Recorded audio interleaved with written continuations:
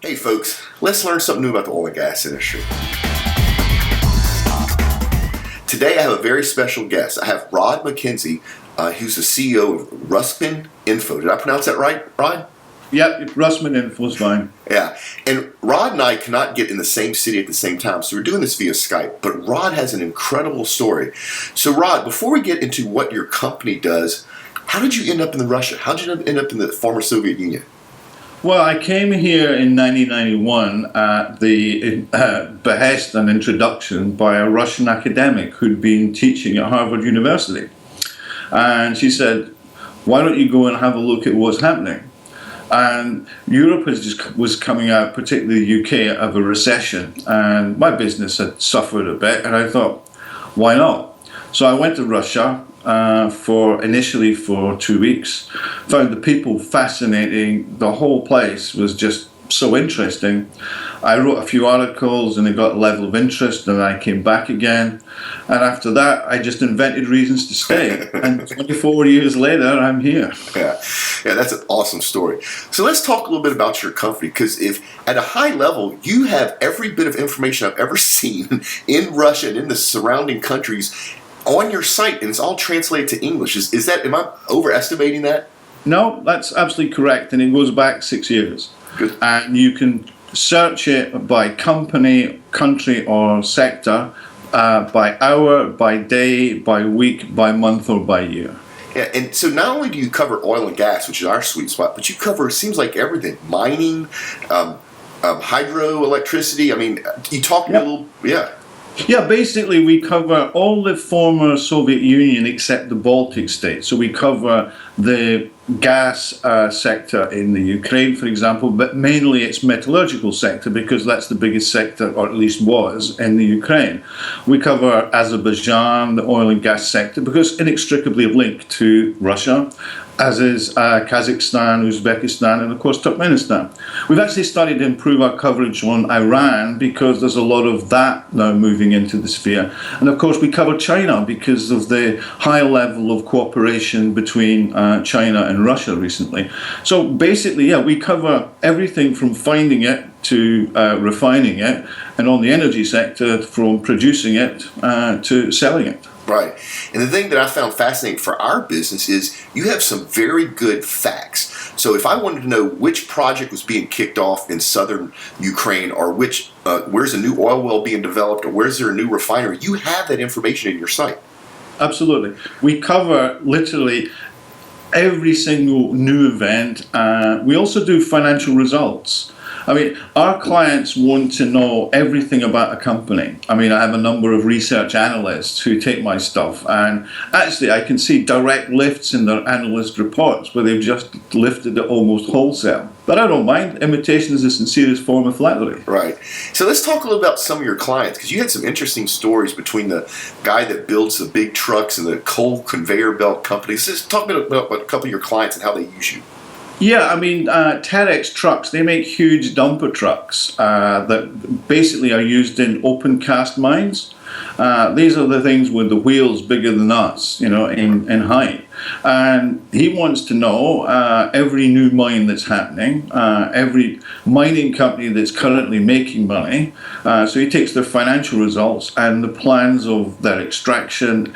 So when there's a new deposit discovered, how long is it going to be before it's put into operation? So he takes that.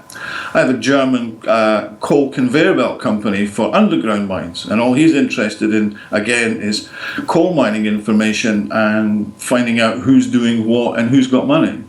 There's some of the oil majors, they take me because I basically give them all the information they need to know. For example, Shell, chemicals are a client. They want to know what's happening in the chemical sector.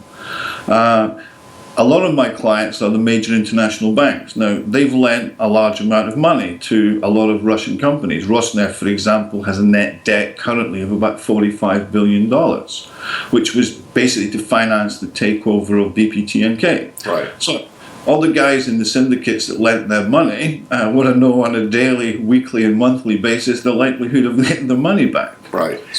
Everybody who has it has a different reason for subscribing, but only gets the information they want. because of the way we structure everything, which is like an a la carte menu, you take as many courses or as few and as many side dishes as you want. Yeah, so these companies we just rattled off, I'm sure, are using it for business development, right, to see where to focus their sales and marketing. But the nice thing about what you do is that instead of having reading a whole bunch of information that doesn't apply to you, depending on your choices, it feeds you exactly the information that you want to see. That's in bite-sized pieces. Yeah, that's great. Now, but you also service smaller companies too, right? Absolutely. I mean, a lot of my new clients are smaller companies who are looking to enter the market. People who make drilling equipment, for example. You know, the Europe and the North American market is suffering, but Russia is still moving forward. It's still looking to develop. I mean, both Lukoil and Rosneft have increased their production in the last 6 months. And Rosneft have just sold 30% of the Vankor field to the Indian ONGC company. And that's going to be further developed with more cash. So there are still lots and lots of opportunities for companies. And this is actually a very good time to get in. We've all read about sanctions and etc., but they don't really affect the mainstream oil and gas. They're actually only affecting the Arctic shelf deposits, which are going to be quite difficult to do and need high levels of technology. But some of the basic freely available technology from some of the smaller companies, there are great opportunities here for them. Yeah, so it's interesting you brought up the sanctions, because we've talked about that a bunch on our show. So from your side, and you're actually there, and you actually interface with all the different business entities in Russia, the sanctions have not, are you saying the sanctions have not had a major effect? Not really. I mean, the gas sector, for example, is exempt from the sanctions. And oil, as I said, it's only high-level technology for drilling in the Arctic offshore. The shallow water stuff, up to 150 meters, is still available. And of course, about 60% of Russia's oil extraction at the moment is on land. Right. And there are particularly opportunities for hard to develop fields, scavenger fields. For companies with experience of doing projects in that area, now's the time to come knocking on the door. Yeah, so if anybody wanted to learn more about what you do and have an interest in maybe doing business in Russia, where should they go? They just go to Rusmininfo.com, send me an email. I'm happy to give people an introduction, let them have a wander through the site.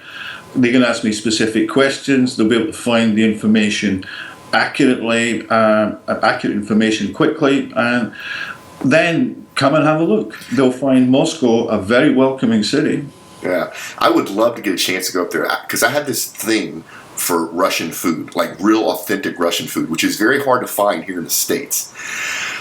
So folks, we'll put links in the show notes, so you don't need to be right to both the website, and we'll also put a link to Rob's email address. Rob, thank you so much for your time today. Great. Folks, I hope that helped. We will see you next time.